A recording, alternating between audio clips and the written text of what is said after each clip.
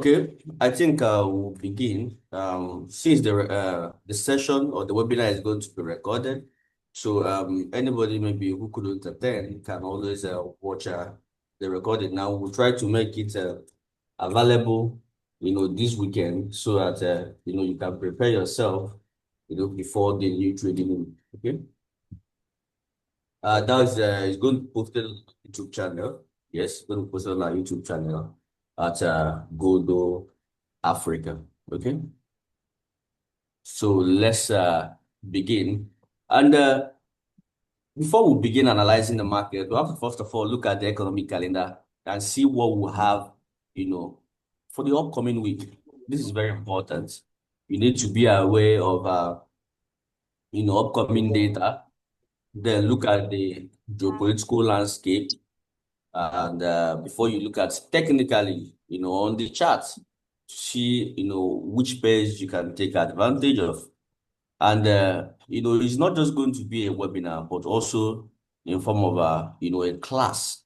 Okay. So let's, let me quickly go. So I'm on our broker website, godocm.com. So when you go to research, go to economic calendar, here you will find this economic calendar. So if we look at our economic calendar, what we want to pay attention to is the important data. A whole lot of traders look at wide range of data and they don't understand what it means. They don't actually know which particular data to focus on. Now, I always say this a lot, especially when I'm talking about monetary policy. If you have been trading the financial market for some time now, you will take note of two US data that when they come out, it usually causes volatility. You see volatility in price. And those two data is NFP and CPI. Now, the question you ask yourself is, why is that? Anytime you see this data, usually you will see big volume, aside from interest rate decision, which is normal. But every time these two data are out, you usually see volatility in price. It is simply because this is what investors, traders, money managers, banks and institutions are actually focusing on. And why are they focusing on it? Because the central bank, which makes the monetary policy decision, that is, which determines based on their interest rates, if the currency is going to be weak or strong, are focusing on this data. So that's why professional traders focus on this data. That's why you see huge volume, because this data will tell what the central banks of that particular country is going to do. For example, the United States, that's the Federal Reserve, meaning if NFP data is bad, jobs are low, it simply means the Federal Reserve could be cutting interest rates. And especially if inflation is also coming down, they have every reason to cut interest rates. Unless maybe inflation is skyrocketing and the job is bad, they don't want to be in that situation. All right, because that is a tight corner for them. Okay, that's what we call stagflation. They wouldn't want to be in that environment. So, but in the case that NFP, is bad, meaning that people are not getting jobs are low, and CPI is also coming down. Inflation is coming down, meaning they are not going to hike rates. They have every reason to cut rates. And what is going to happen? The currency is going to weaken. But in the scenario that job market is doing well, inflation is doing well, take for example, as of now, the Australian economy. That's why you could see the AUD is strong against most currencies like Euro, GBP, and the rest of them. You will see that the central bank will be expected to hike rates. So meaning when they hike, that is interest, because investors are looking for interest. Who is going to hike rates? Who is cutting rates? And it's not all about absolute rates, because sometimes traders look at absolute rates. What I mean by absolute rate is you can go to, you can see the US inflation rate. I think the US inflation rate is currently at 3.75 or 4. Let me check, what's it called? Trading economics. So we work with actual figures, okay? So country, United States. So prices. So, so exactly, interest rate 3.75. I'm correct. So, and when you look at, let's look at the Australian, for the AUD, what is happening with them?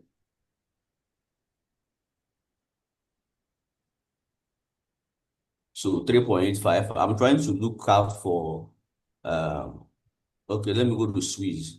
The currency that is strong at this moment, but the interest rate, and when you look at the absolute, let's use Swiss for example, the interest rate is neutral, just at zero. But when you look at a pair of USD Swiss, for the past few weeks, you will see what USD Swiss has been doing. USD Swiss has been trending to the downside. You see has been trending to the downside. So it's not about absolute, it's all about the actions the central banks, is expected to take. Are they expected to hike or are they expected to cut? Okay, so it's not about absolute. So regardless of maybe even if the currency that is expected to be strong, the absolute rate is high. That's not what we are looking at. We're looking at for the actions of what the central banks, and the actions of that central bank is determined by what? Labor, for example, we are using America as an example, NFP, and then inflation, CPI, which is a measure of what inflation, because that is the goal of every central bank. Price stability, that is inflation, and maximum employment. So this is their major, goal. Some major goals are just only price stability, but also maximum employment. They do this indirectly with interest rates. So that's why you could see when these two data comes out, it usually cause some kind of volatility, all right, in price. You see some kind of spikes price because this is the actual data, you know, institutions, banks are focusing on because this determines monetary policy. Most of the things are noise. Not that they are not important. Things like PMI, that's uh, purchasing managers index, you see things like building permits. Those things are good leading economic data. Maybe when you are looking at stocks in terms of building permits, it's a good leading economic indicator, but they don't actually influence. The major thing big banks are looking at is, or central banks are looking at is, what is going to affect labor and what is going to affect inflation. So now, it's not just this CPI. Now, how can you predict? Okay, let's just touch at all this before we begin to look into the next move of the market because I like to make everybody understand why we actually saying expecting this currency to be strong and expecting this currency to be weak because fundamentals are the real drivers.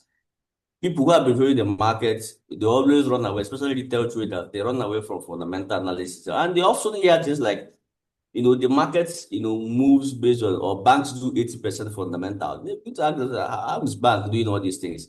Banks are not marking random lines on the chart and saying, okay, it's as a support, let us buy, or the market is at a resistance, let us sell.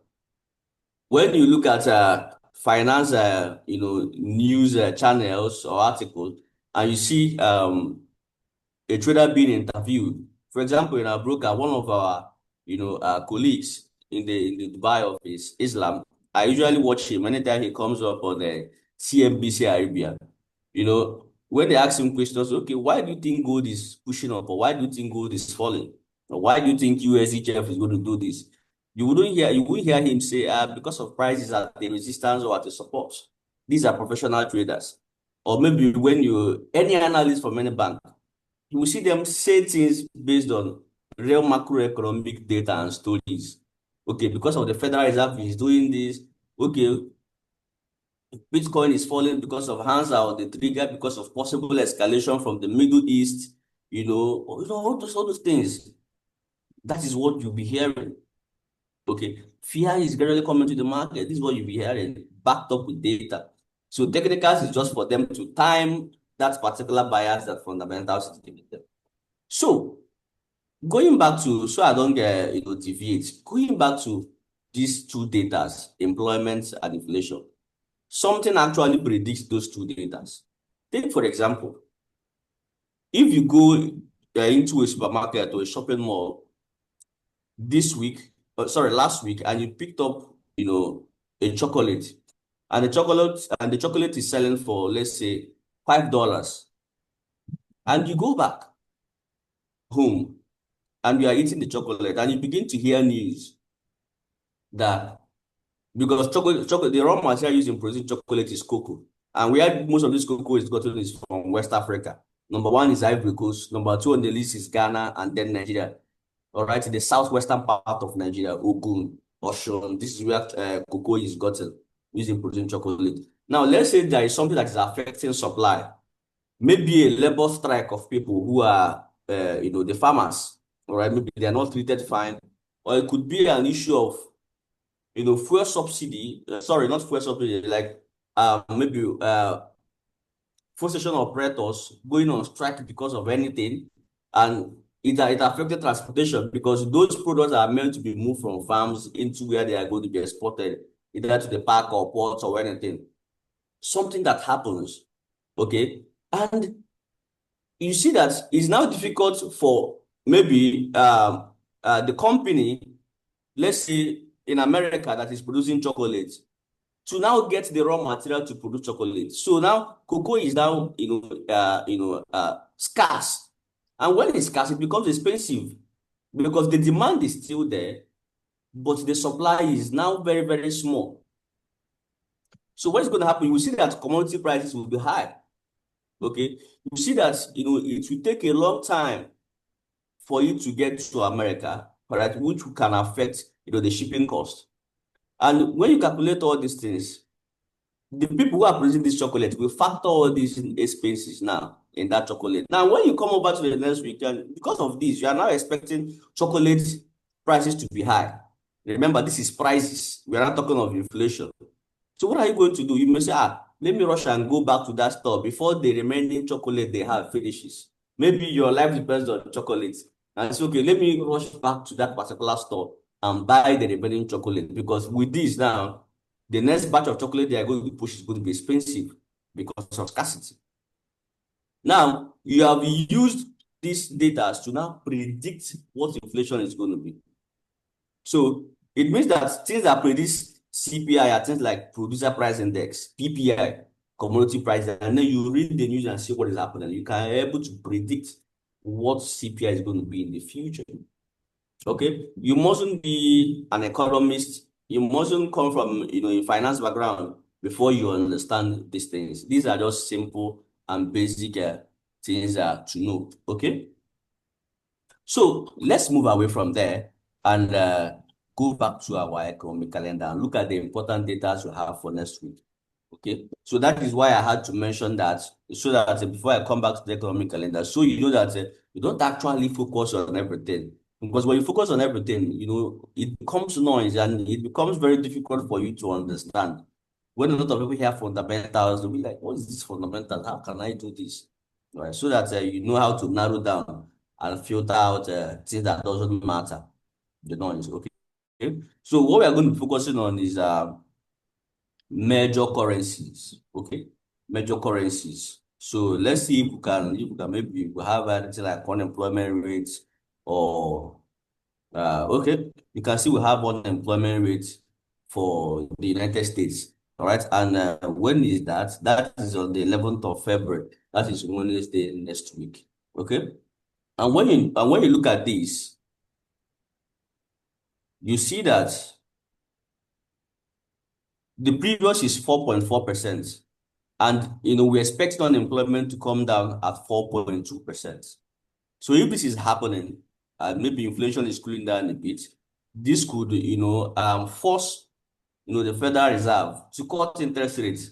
The dollar is actually weak currently, and it's going to weaken more, because if they are cutting interest rates, what it simply means is that investors are going to be moving out of the dollar because they are not getting interest.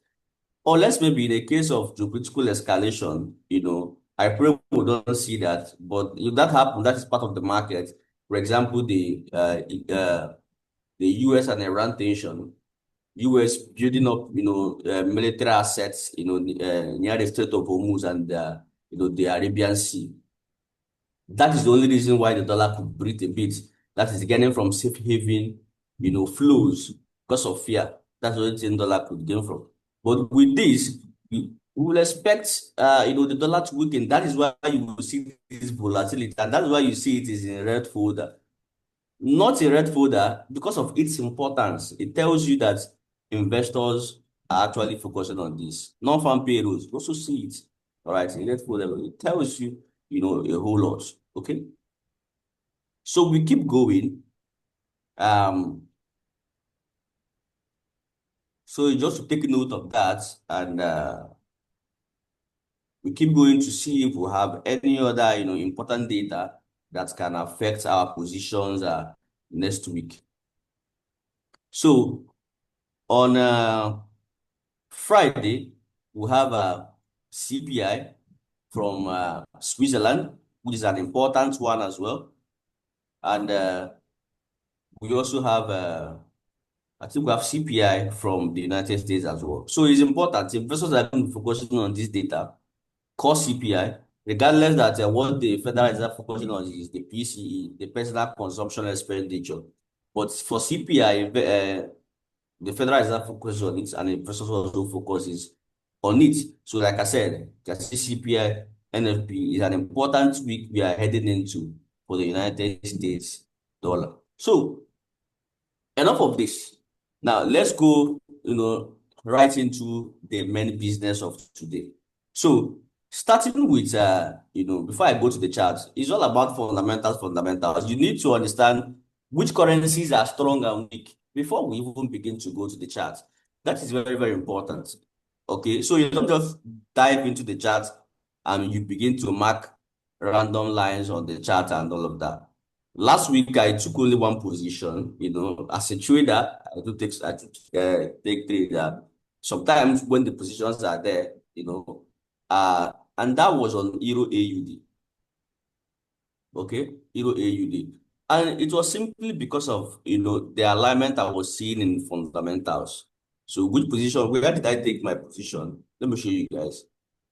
What I took advantage of was this push to the downside, this move to the downside. And immediately this candle was done. That was when I left. And it didn't take time, market reversed. And it's falling again. And I expect it to even fall. Now, but how did I do that? Let me take you to my Excel sheet. Now, because these things changes every time, maybe during the week, because based on when new data are coming in, and I'm updating my Excel because I automated my Excel, connecting it to the direct source from where I get this data, like trading economics and investing.com. All right. So when you look at this, you will see that what I usually do is that the first three currencies are the stronger currencies for me in my books, okay? And the last three currencies are the weaker currencies. So what I do is that I pair the first three currencies, that's I'll be buying them. I'll pair them with the last three currencies, meaning if I'm going to be pairing, Swiss and Canadian dollar, that is CAD Swiss, it means I should be expecting, looking for sell setups on CAD Swiss because I'm more of a, small day trader, but more of a swing trader. Okay, but it's not just that. I also need to look at, now this is fundamentals in play, macro. Okay, but also look at sentiment. A lot of people also hear sentimental analysis. And what is that sentimental? It's all about understanding, is the market fearful or is the market, expecting, to take risk?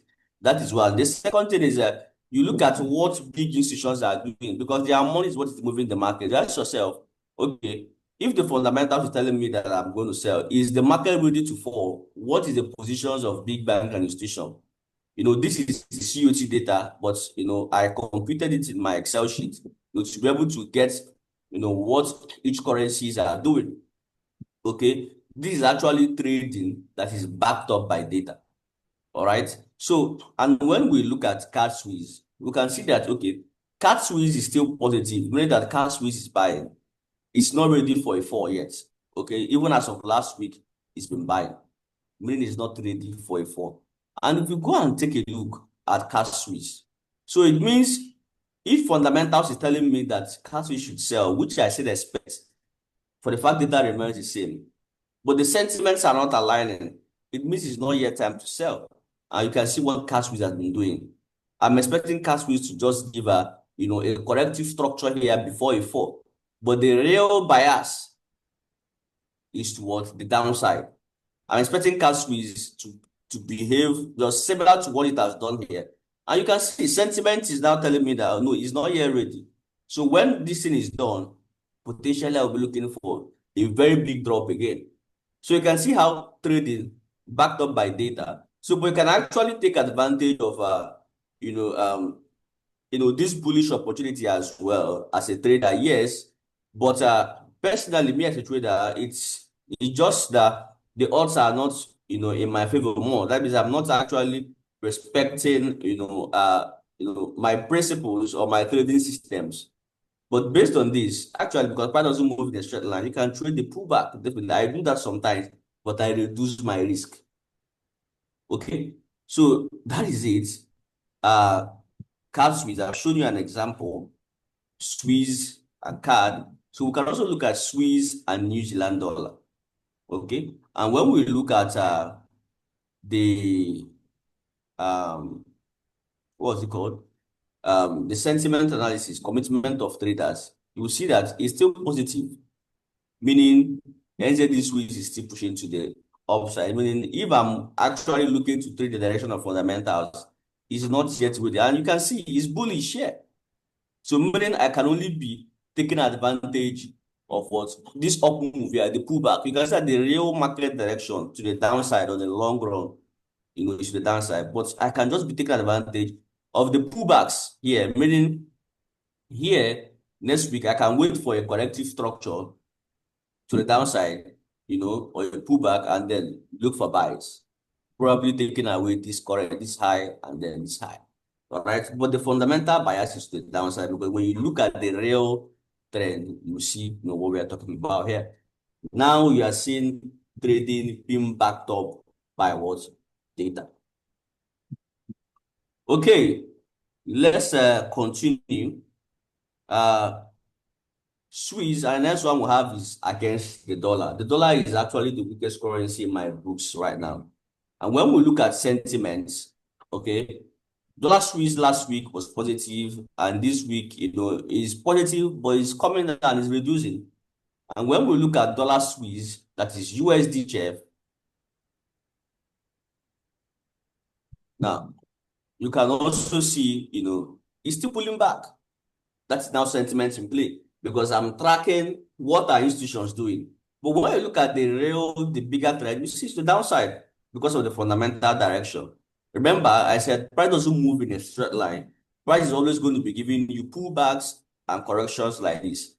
And in our we are going to be organizing webinars, not just like this. We are going to be showing you guys what real corrections structures is all about, because people mistake pullbacks or a retracement for correction. All right, a correction is not a pullback. It's not a retracement, or a retracement is not a correction. They are different things. So I will teach you how to identify corrections, the corrective structures, and then what a pullback is. All right, good. So let's continue. So that is, you can see based on data why USD Swiss is pulling, is giving this corrective structure. And anytime this is done, I'm expecting it to be something similar to this in terms of my fundamental direction. And I'm going to be looking to the downside whenever this up move is done. Okay. So we'll go over to the next one. And the next currency I'm going to be buying in terms of expecting strength is AUD. And now let's look at AUD against the Canadian dollar. Remember, I look at the first three currencies and the last three currencies. I combine it because that is where I get the most opportunity. Okay. Last week I was looking at euro, but euro is now a little bit got some strength, relief, but I can still pay it. But the best opportunity comes from the first three and the last three. So I look at AUD card, like I said, and okay, we go to sentiments, and then I look at AUD card. AUD card, was negative last, based on the last data, but the current data, which I updated this morning here, you can see it's negative, but it's actually reducing. Okay. And now let's go to AUD card and see what AUD card is doing now. Did we get a pullback as of last week? Yes.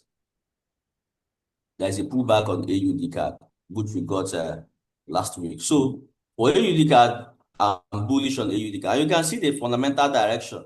The fundamental direction has also been what? Bullish. So what am I going to be looking at for in AUD card? So any corrective structure, a little pullback, it's an opportunity, for us to buy and look for prices to push it upside, taking away what these highs. That's what I'm looking at for on AUD card buys. So you could see everything is data. So you could see I didn't come to the chart to say, okay, is market going to buy or sell? This is something you already have at the back of your mind, based on fundamentals. So technicals is just for timing. So that is basically what I use technicals for timing, to ask myself, okay, if I'm expecting price to buy, where am I going to buy from? Or if I'm expecting price to go down to sell, where am I going to sell from? That is basically what technicals should be.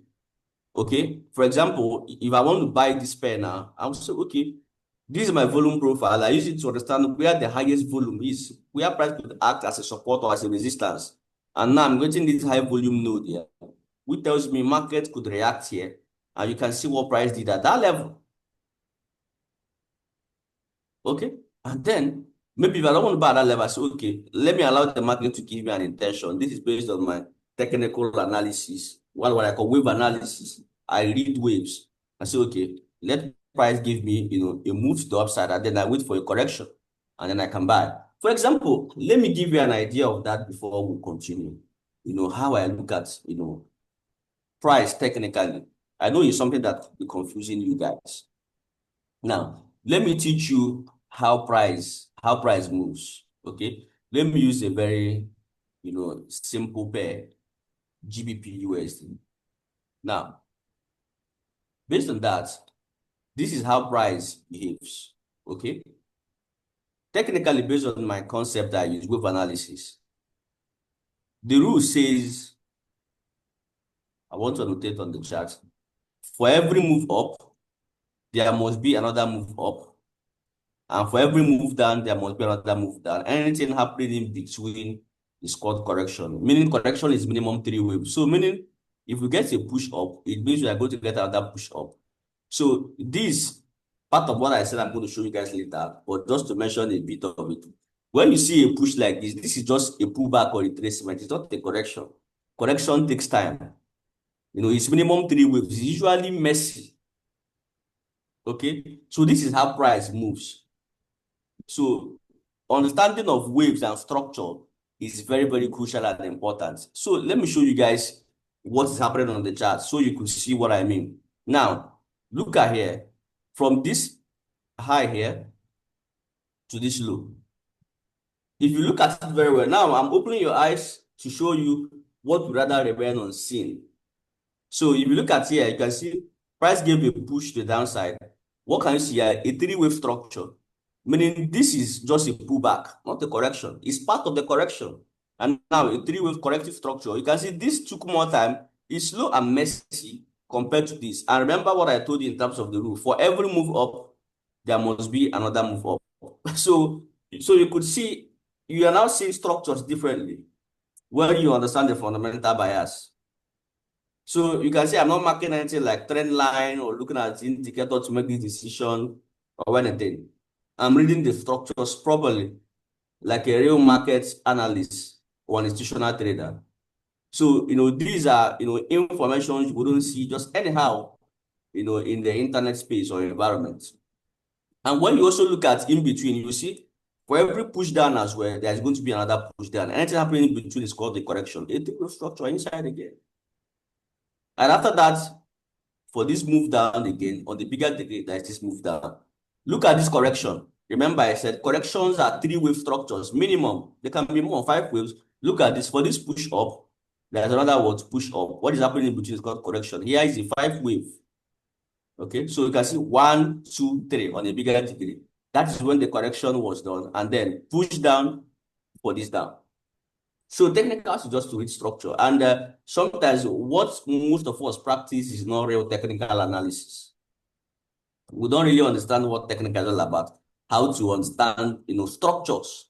We just mark random lines in the chart, but we are not actually reading the structures like real, traders from institutions, broker houses, and all of that. Okay, so that is just to show you guys, and that is how I read my waves and structures. For example, how I took my trade this week on Euro AUD. Let me show you what I did. Just the same practical example, I just showed you on pound dollar right now. And that was on 1 hour chart that I made that decision. Okay, now look at it here again. Now, when I saw this move from here, impulse, a 3-wave structure, a 5-wave structure here rather. All right.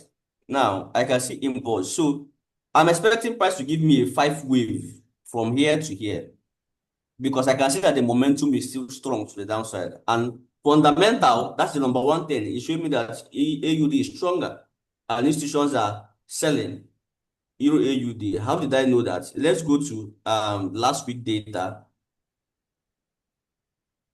Euro AUD, where is that? You can see it's -10.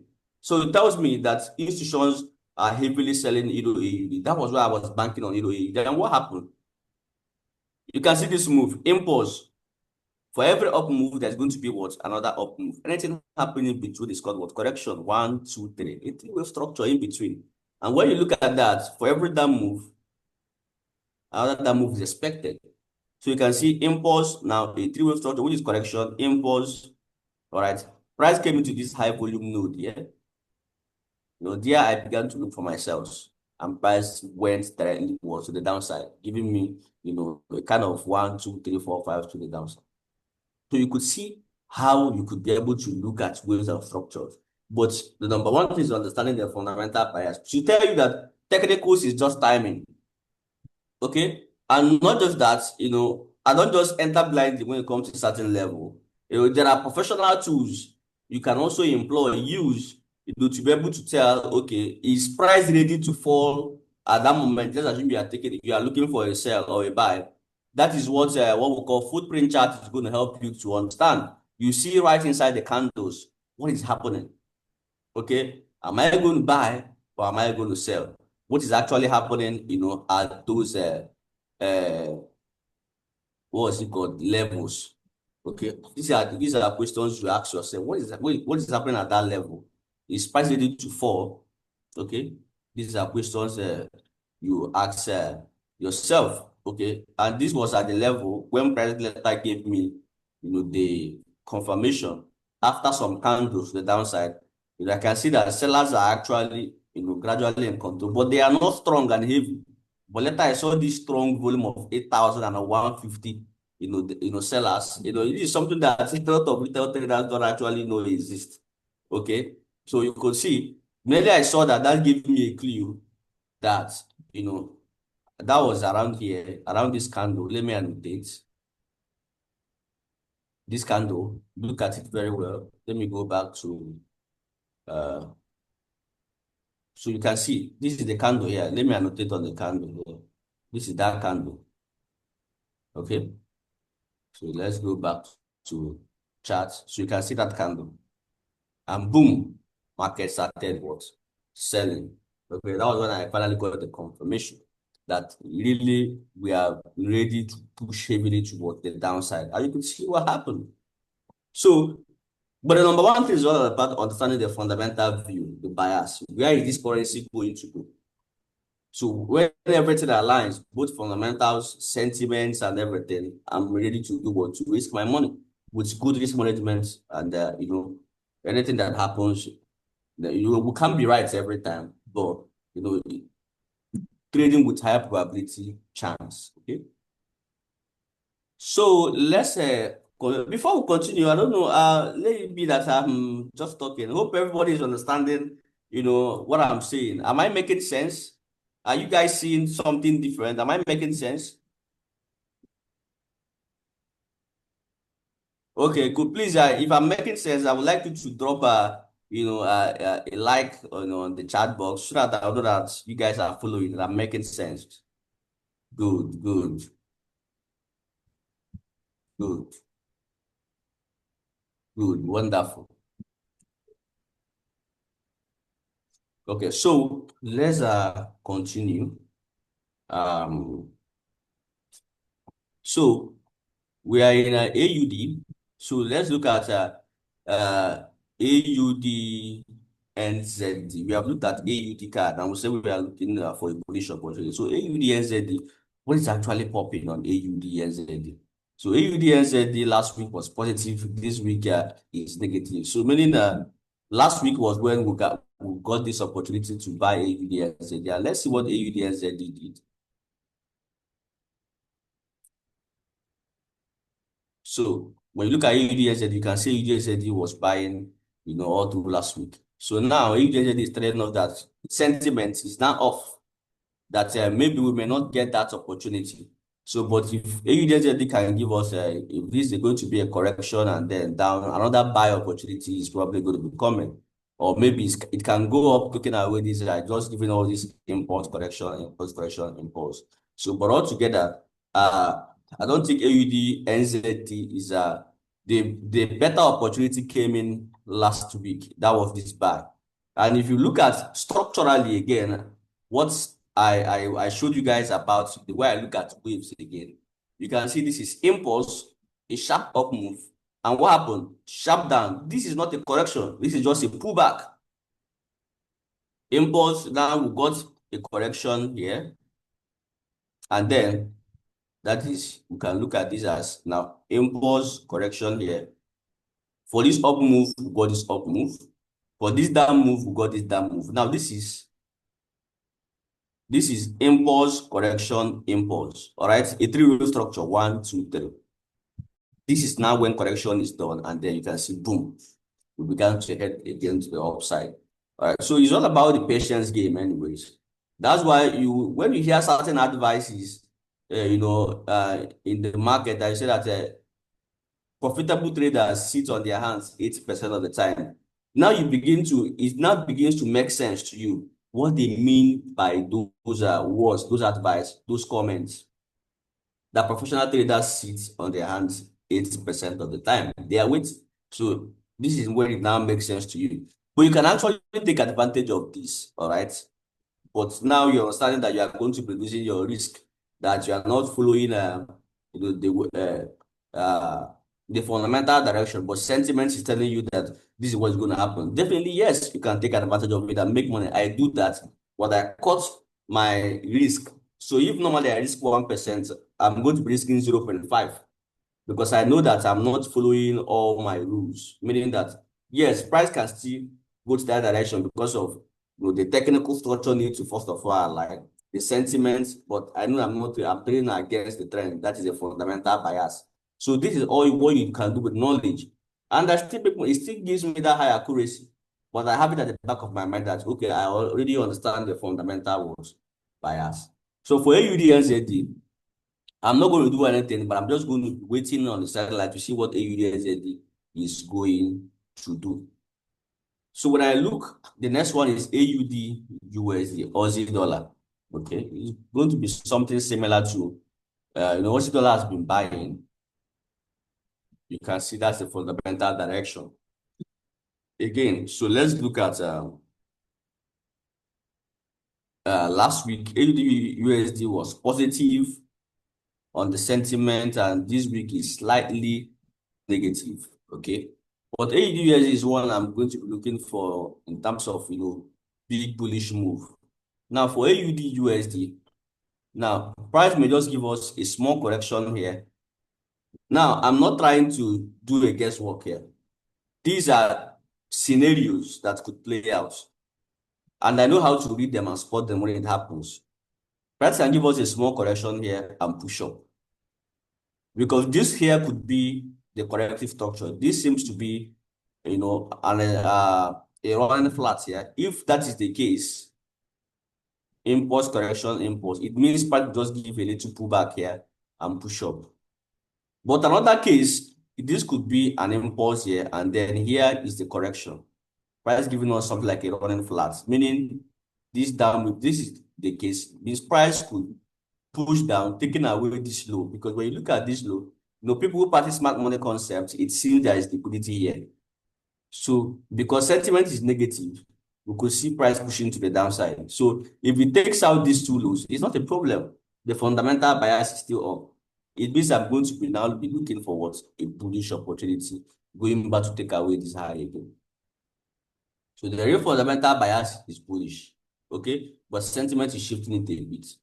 So I know people who are trading smart money concept will say, okay, if they are here, they will say that there is liquidity here. Come and grab. Oh, yes, I know. So that is it. Okay, I'm aware of that as well. Okay. So now we move on to yen. Okay, CAD yen. The way I do it is before I prioritize something like CAD yen, that means I have to prioritize, CAD chef and AUD card before I prioritize CAD yen, because it's based on how strong and weak the currency is. And before I prioritize CAD Swiss, I'm going to prioritize USD Swiss and NZD Swiss. So you get to understand, on a level how I place them based on how weak a currency is and how strong a currency is. So let's look at CAD yen, NZD yen, and USD yen. And when you look at that, you will notice the strength in the pullbacks. For example, look at USD yen. You can see the strength in the pullback after this big candle to the downside. Okay, this big move to the downside. Look at the strength in the pullback, and this on the 1 hour time frame, and compare that with dollar Swiss. You now understand what I'm telling you. These things are not random. You can see they are not random. You can see the strength in terms of the pullback. They are not random, or the correctness. They are not random. These things are because of fundamental data, what big institutions, professional traders are prioritizing. So you see how to select a pair to trade whenever you coming into a trading week. You don't just select a pair because you feel you like this pair. Yeah, you can like some pairs, but you also need to ask yourself, is this pair going to move? So you could see how you select a pair. You can see that is how it should be done.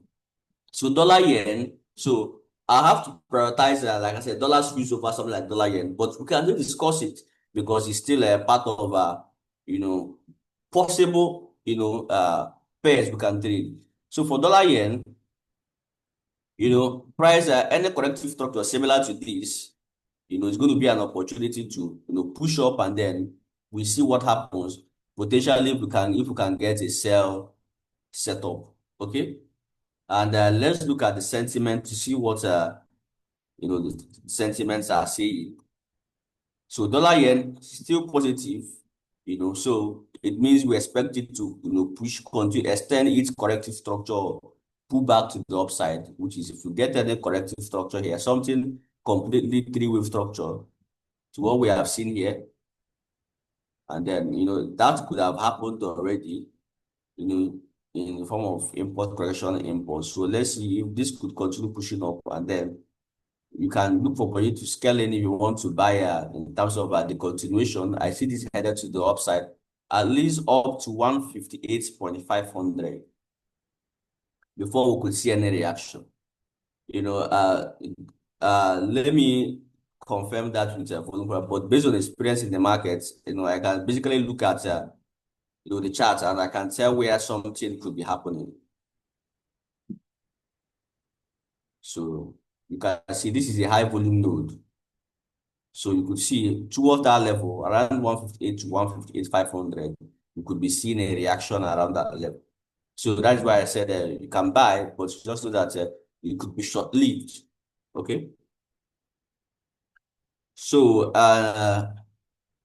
let's look at NZDJPY.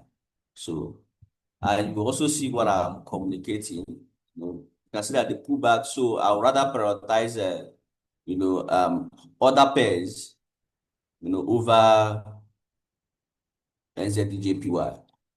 So Swiss is better, AUD is better over yen. So you could see, correction. So yen is not actually giving me, NZD yen is not actually giving me, what I want. So maybe you can disregard the NZDJPY for now. And now the last one is, okay, we have looked at USD JPY. We have looked at USD JPY. Okay. And then CAD yen. Okay, let's look at CAD yen. CAD yen. So similar scenario. CAD yen always move like a USD JPY. So let's look at that. So sorry guys, excuse me. So CAD yen. So similar scenario. So maybe anytime we get we need a push down to give us something similar to what has happened here. Okay, so anytime we get you know, a move to the downside, any corrective structure will be an opportunity to sell. So let's look at sentiment and see what market is doing based on sentiment.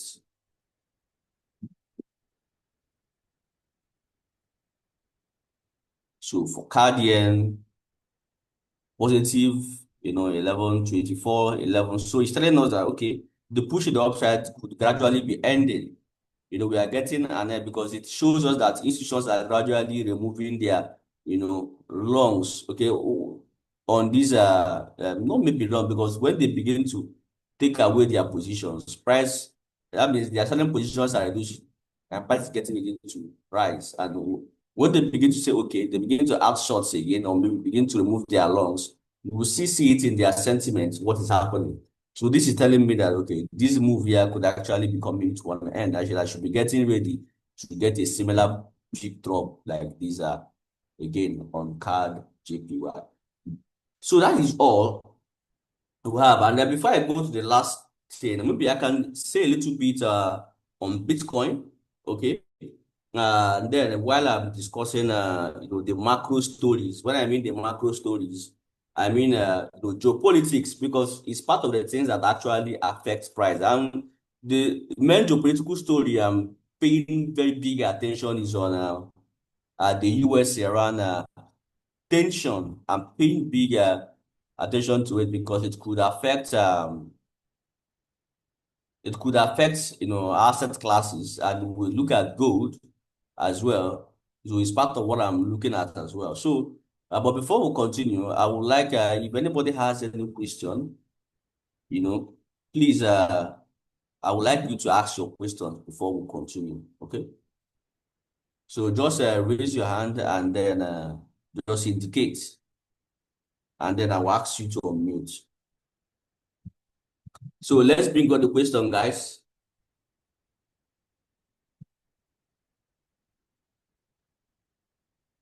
Hello, hello. So Moma, Bonaventure, Benjamin, Godfrey, Ogbeide, Tochukwu, Emmanuel. So you can ask your questions. Please, I want question. Let's make it an interaction. What do you expect the market next week? Let's talk about it.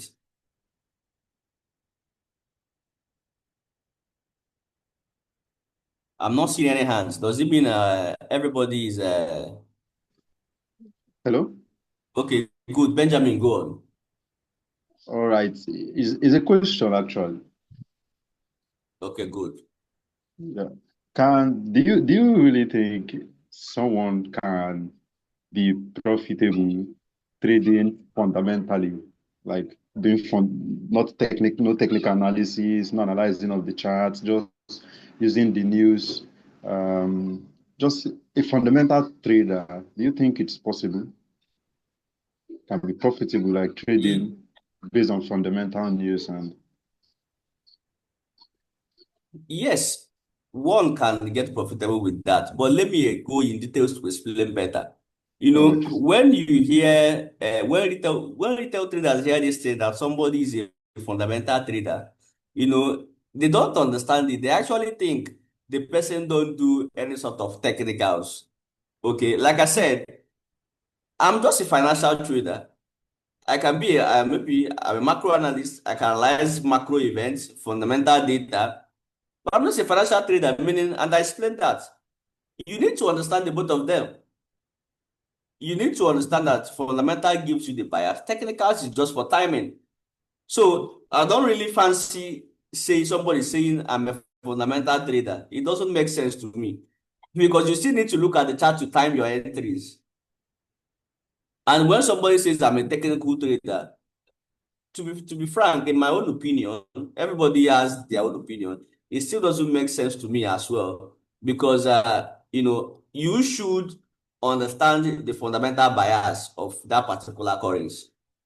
So fundamental is part of trading, technical is part of trading. So whether somebody can be profitable with fundamentals or technicals, yeah, someone can be profitable with the both of them, being technical or being fundamental, but the odds, you can increase the odds of your profitability if you combine the both of them. Understanding the both of them better, you can increase the odds of being profitable in the market, and that is how we should be. I don't know if I answered your question. Yeah, very, very clear. Very, very clear. Because Good. exactly what you said about some people saying they are technical traders or like they are technical traders, nothing more. They don't pay much attention to fundamentals and stuff. Because I remembered last year I was reading a book on technical analysis. I think John Murphy, something like that. Yeah. Yeah. And he said everything that will happen or that has happened is already contained in the chart. And the trader does not really need. So I was a little bit confused, but I think this explanation is clearer now. It makes you better. Yeah, combining both of them, not necessarily being a technical or a fundamental trader, right? Combining both of them, a little here, a little there, mixing it up. I think this is much more better. I personally, I'm someone who is very big on, fundamental analysis and because I feel like it drives the market. And your explanation is just apt. Technical analysis is for timing. Timing, I think. I mean, that's explanation. That's what there is just, it's just it's for timing, fundamental. But I have another question, sir. Okay, go on. Yeah. Do you think this market is a level playing ground, like the FX market? Here's why I'm asking this question. I was reading something on X, on Twitter, a few days ago about high frequency Yes. trading, and how some stock traders are being front run. They are being front run. You want to buy a stock, some people who, some high frequency traders, they front run you and manipulate the market and you end up buying at a higher price and stuff like that. Do you think same is applicable to the FX market, or you think the FX market, I understand there might be other form of manipulations. Do you think that particular form of manipulation is applied to the FX market as well? Okay, good. Yeah, let me explain that from the best of my knowledge. I'm an economist. Alright. I understand a whole lot when it comes to the market because the way the market is designed is based on principles, and life works based on principles, all right, and not miracle. Yeah, yeah, Miracle can be catalyst, for people who are believers in this thing. Miracle is a catalyst, but life works based on principle. This principle. bulb that is right here now, I have a light. If I off it, it's a principle. If I on it Mm, back, it comes on. It's simple true, principle. true, true. Okay. Now, and yes, the market is a competitive environment, Mm, but I also see it as a level playing ground. How? What makes the market not a level playing ground for anybody is the level of information and education they have about the market. yeah, true, true, true, When I true. was explaining monetary policy, Mm, every investor is looking for high interest, regardless of whatever you want to think. true. So if investors are seeing that they are going to get more interest, more money from a particular economy, Mm, they don't need to fall in love with the other economy because it's their country. What they're looking true. for is money. Money, So, yeah. exactly. So, what is going to make you understand that, okay, investors are going to go here is the level of education you have, information you have. whether being currency or stock. When you do your company analysis, you study the income statement, read the financials of the company, see if they have any legal cases that could affect them or anything. See who are the CEOs, how are they running the company. This is what every other informed, investor is looking at. So regardless that it's a competitive environment, there are buyers and sellers.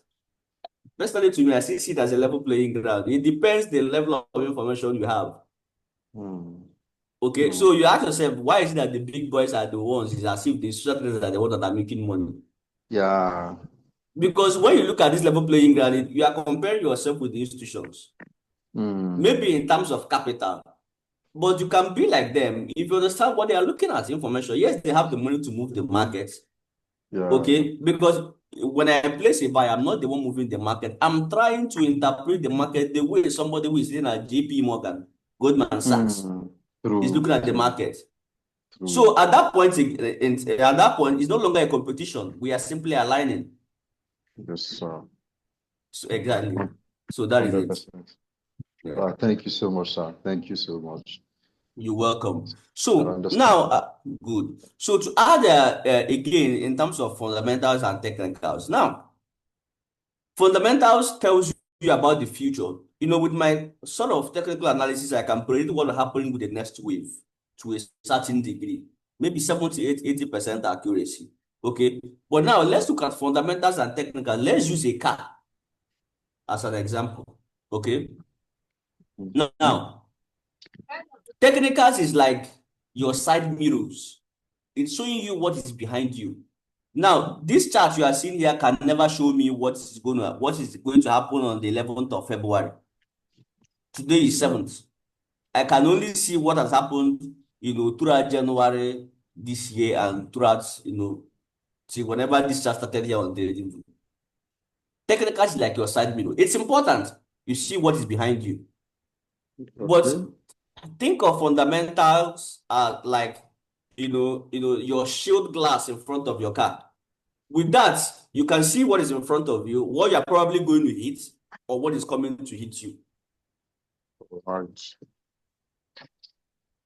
That is the best, simple way I can explain fundamentals. So both of them, that's why I said I don't think is, in my opinion, for somebody to call himself a technical trader or a fundamental trader. Because if you say you are a technical trader, you need to see what is in front.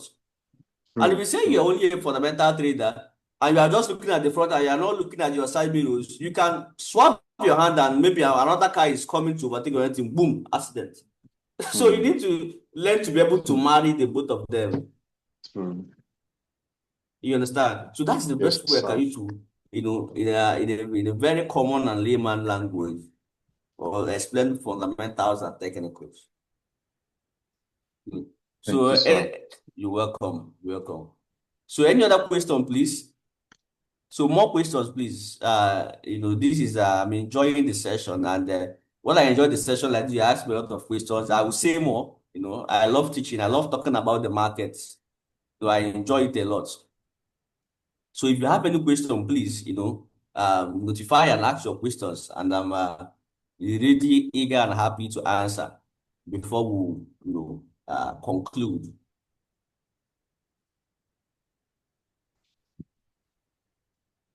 Can I answer that question?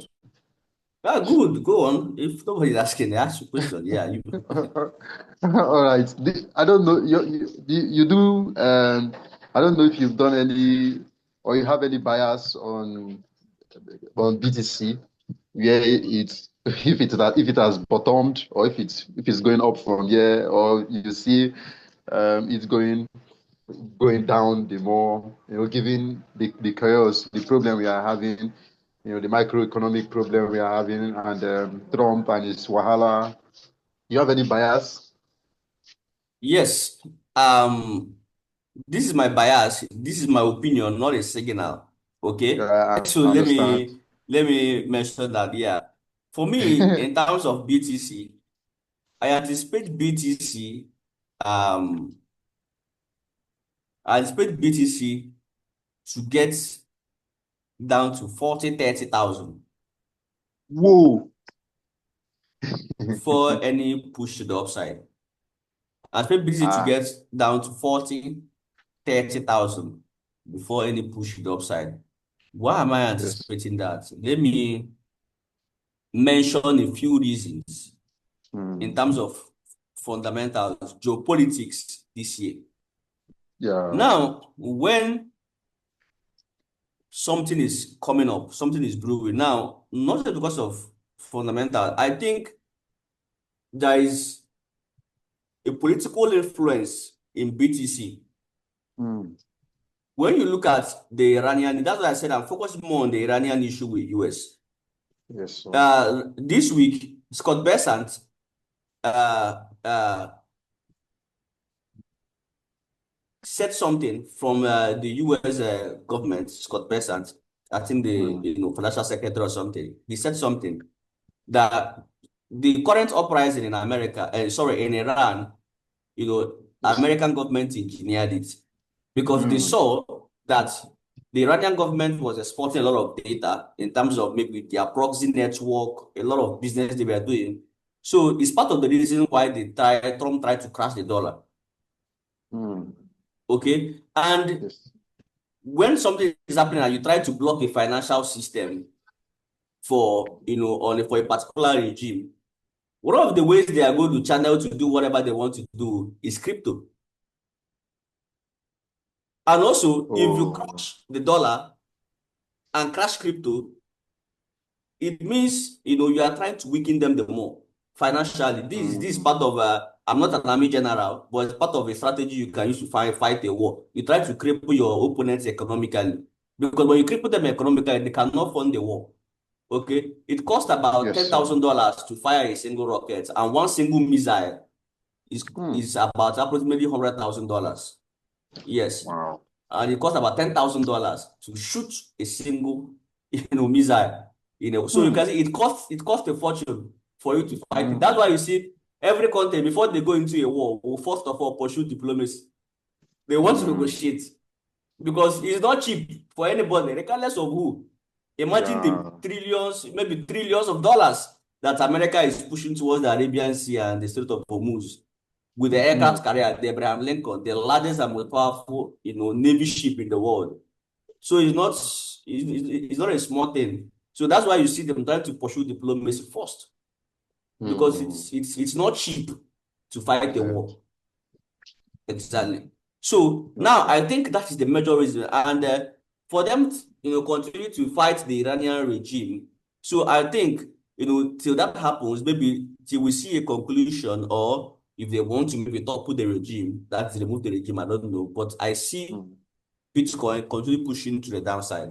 And when I look at mm, it technically, I can see the volume is still to the downside. And when I go to the daily, I see what BTC is trying to do here. BTC is trying to do technically now. I'm done yeah. with fundamental. It's trying to do a similar thing here. Giving Mm, us a big corrective structure. Okay, mm, this could be the yeah. correction here, an expansion, that I say 40,000, okay? Mm, Or maybe it's going to be exactly that's what I'm looking at before we can be looking for, you know, maybe below 50, 40,000 around that level. That's when maybe we can begin to look for another opportunity in British, okay? wow. So that is Mm, it. And this is just to weaken, BTC. It's Iraq. going to weaken Iran, whatever they want to do. Exactly. Because it means it's going to cost more BTC for you to purchase Okay. something. You get the psychology now. Because if BTC is Yes. at 40,000, it means if I want to Mm, purchase something, it's going to cost more BTC. But if it's at 120, 124, 5,000, it's going to take less BTC for me to purchase a particular thing. You get the psychology of what they are trying to do. yes, sir. Good.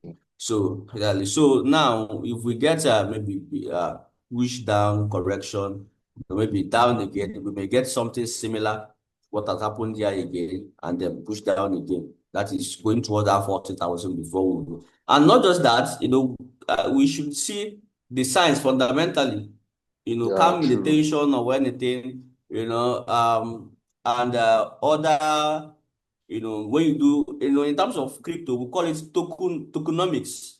Tokenomics simply Yeah. means it stands for token economics. Okay, so when you do all those analysis on chain matrix, so a lot of that, look at the information data, what institutions, because now we have a lot of institutional activity in crypto.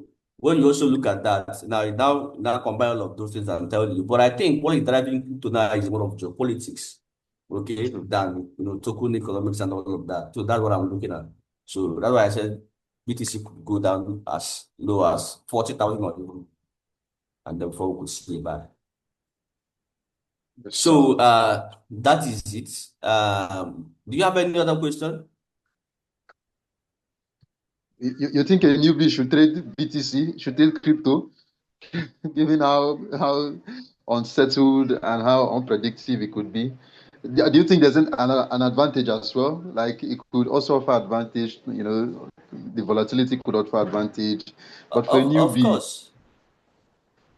Of course, I will advise a newbie, that's why, we have currencies that are less volatile for yeah, newbie traders. The trader, you can go on a platform, you can trade Euro USD, GPUS, USD, at least the majors, okay? But if you yes, can trade crypto, you can go ahead and trade. But I think as a newbie, it is ideal you focus on, the major pairs, that is the dollar denominated pairs, Euro USD, GPUSD, AUD, at least to get started, to get familiar with the markets with those instruments before you jump into, BTC. all right. Thank you, sir. You're welcome. So with the latest uprising as well, that is also influencing gold. And if you look at gold, gold could, potentially before any push up, we could see an up move taking away this high. And when it's done, we could see price maybe pulling back again. Remember what I told you, how price move technically. Excuse me, sorry. For every downside, there's going to be another downside. Now, for this up move, price are giving a correction, and now we're heading to the up move again. So let's go down to 1 hour time frame and so we have a look. So you can see exactly that price gave us this import that came in three-way structure, in the corrective structure here.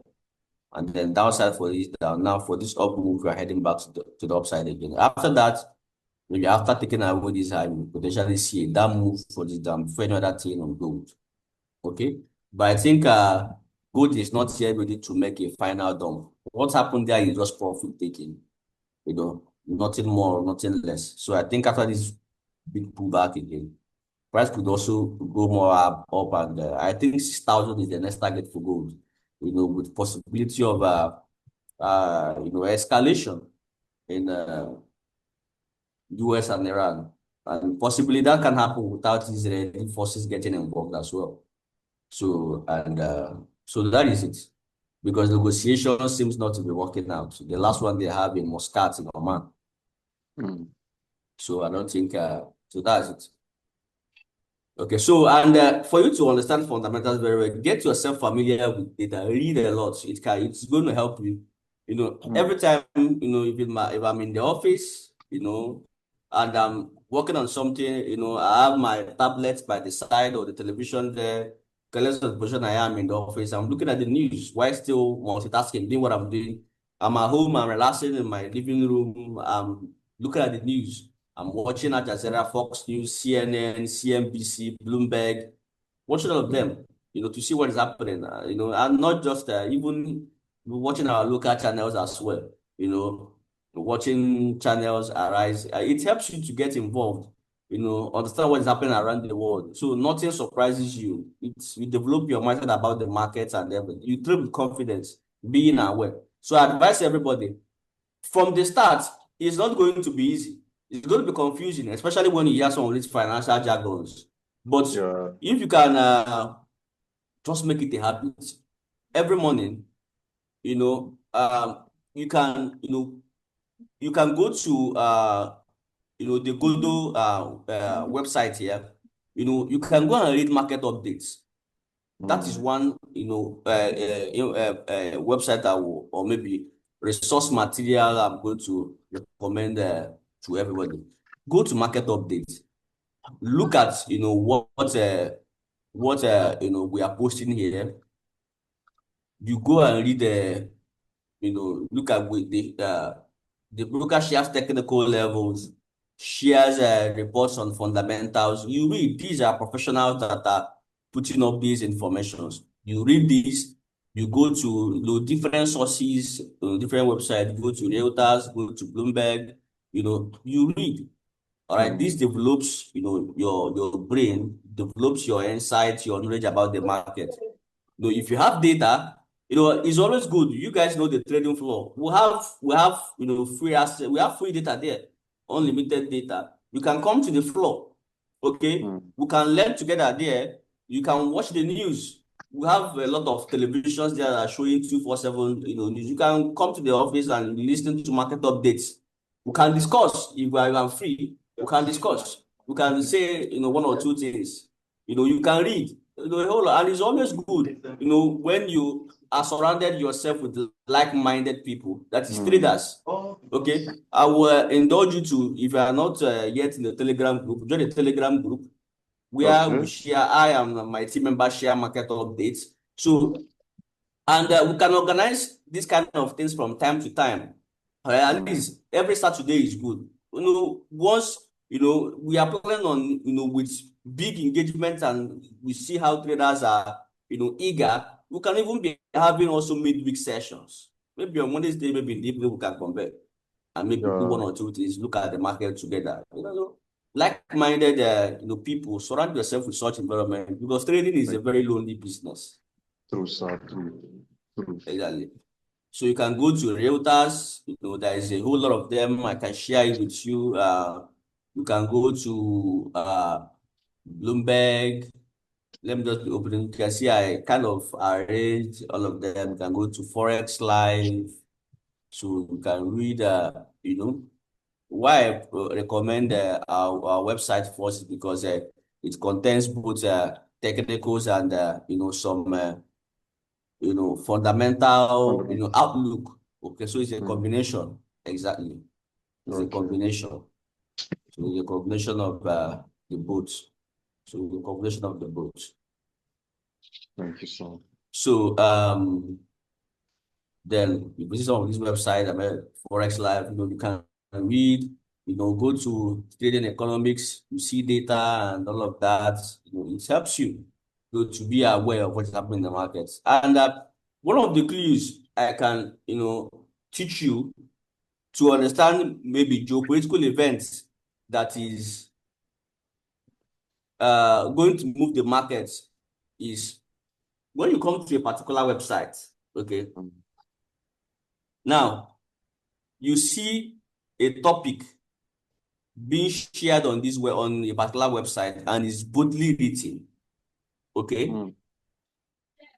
And you go to another related website again, for example, Reuters. You see that boldly written, for example, Iran says it will strike American bases if US attacks. Okay. That is not something funny. Okay. Yes. Now, if we go to Bloomberg and we see similar thing, we are not seeing such in Bloomberg. Okay. Okay, now we saw similar thing in Bloomberg again here, which says Iran and US say talks to de-escalate tension had the good start. Okay, here they are not trying to issue a threat. Okay, but this is trying to tell us that this is a very important story for the market, because a lot of websites are reporting this particular information. Okay.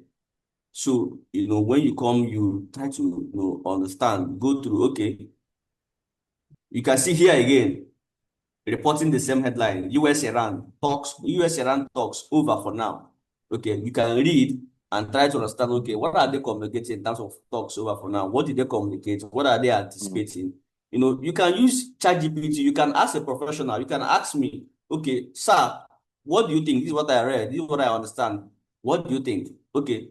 It's not telling you US-Iran talks are over for now. A reporter from State TV says unsure when talks might restart. Okay, keep an eye out for Iran headlines. Oil is currently nearly flat, because when these tensions comes, the first instrument to be affected is oil, because Iran has control 80 to 90% control of the Strait of Hormuz. where 20% of global crude oil passes every single day. So if that happens, it's going to cause supply issues. What I kind of explained a little bit during when I started this webinar, I was using chocolate. So if something affects supply, that particular product coming into the market is going to cause scarcity, fear, price will rise. Okay, if it affects production or transportation, anything that affects the supply, that is when you hear the word in professionals or maybe news websites, you see analysts saying something like supply disruptions. That is the only thing they mean, not just English. Supply disruption. It means anything that's going to disrupt supply. Okay, that is so. It's just English. You just need to try to. You can use ChatGPT AI to understand those words. Tell it to break it down for you. Okay, so you can see it's telling us this is telling us that this is an important topic for the market. We can another one I can recommend as a newbie learning fundamentals is Action Forex. Okay, I go to fundamental analysis. You try to read see updates and news that are coming out from that place again to see, okay. Is that okay? This year, Action Forest is more focused on monetary policy than geopolitical events. Now you can see NFP ahead, CPI, and the rest. So Action Forest is more focused on monetary policy events. You can see inflation and labor data is more focused on geopolitical events. Okay, so that is it. Do you have any question? Do anybody have any question? I think we are good. So please I don't know Luke or Elizabeth, anybody there, please if you can drop the link of our Telegram channel on the chat box here so that people can join that group because the informations are always shared there on a daily basis. We share information there, technical information and fundamental reports on a daily basis there. So if you can drop this link here, that would be fine on the chat box, or maybe if you can find a way to share it to people available clients. I think that's going to be a very big one. Okay. So any other question? Any other question? Hello, Okay, okay. fine. I have a Okay, question. good, Mama, good. All right. Sorry, I have missed out on some other sessions. I think this is my first one. So I wanted to find out for a newbie who is starting, which technical analysis tools would you recommend? Because sometimes I see people play around with RSI and then Bollinger Bands and the MACD. So which one would you recommend for someone who is starting? Thank you. Okay, good. Personally, there is a wide range of indicators, but I'm not basically an indicator trader. And the best advice I could give you sincerely is for you to understand how to be able to read structures technically. Okay. So, okay, maybe you'll be, if you can join, okay, I'm going to share my office WhatsApp so that anybody who wants further information on how they can go ahead with analysis on maybe let me understand what issues you have. I'm here to help out traders. Let me get okay, maybe I'm going to add everybody to a group. We can create a group, go to Africa group, clients who are interested in these informations or education. Let me okay. Comment, please. So let me drop my business line so that anybody can message me for further information. Let me drop my business line here on the chat box. So you can now message me after 0911 762 26.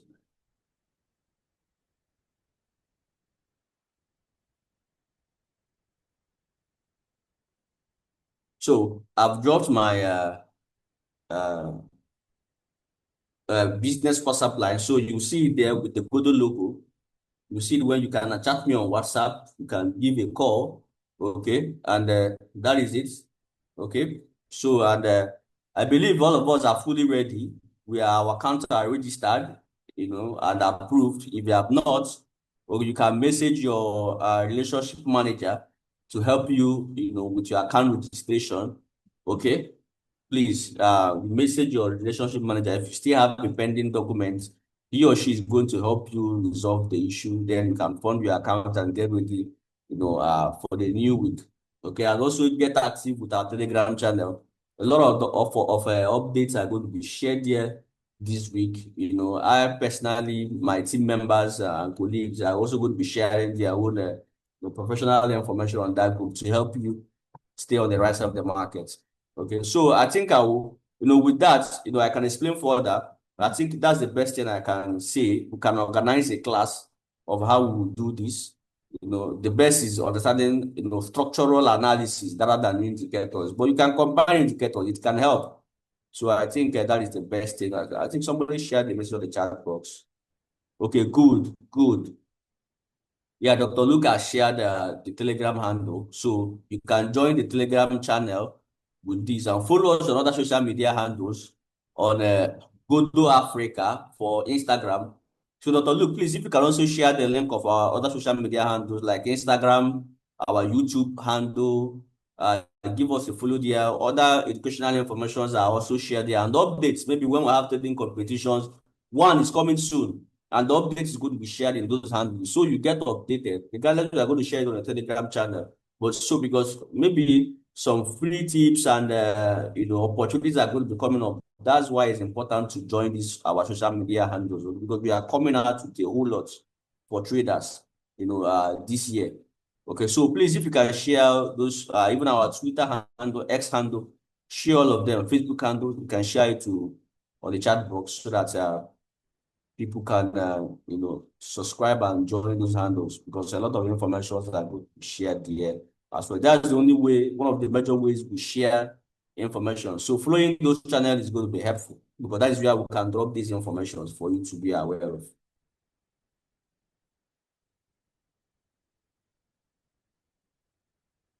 Okay, okay. Are we good to go? Any other question? So he's sharing the information on WhatsApp. So if you haven't, sorry, Moma, I don't know if I answered your question. I gave, I don't know. Hello, aseptic Moma. Yes, you have. Thank you. Okay, you're welcome.